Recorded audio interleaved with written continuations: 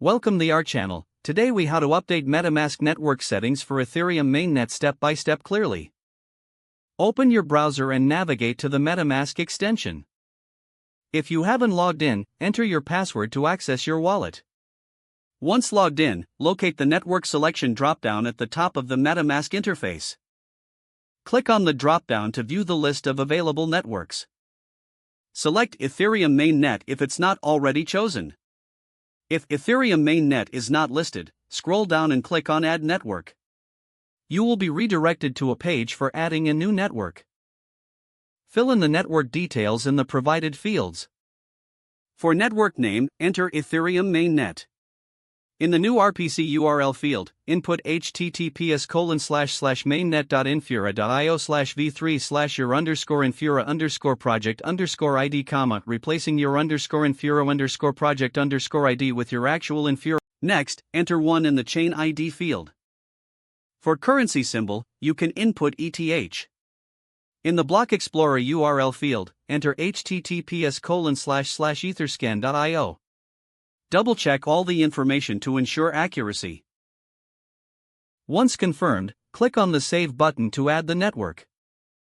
You will be redirected back to the network drop-down menu. Now, select Ethereum mainnet from the list. Your MetaMask is now updated to the Ethereum mainnet. You can start using it to make transactions on the Ethereum blockchain. Always remember to keep your network settings secure and up to date. If the page does not load, refresh the browser or try again in a private or incognito window. Make sure you are using the correct email address, then retype it carefully to avoid small typos. If your password is not accepted, use the reset option and create a new strong password you can remember.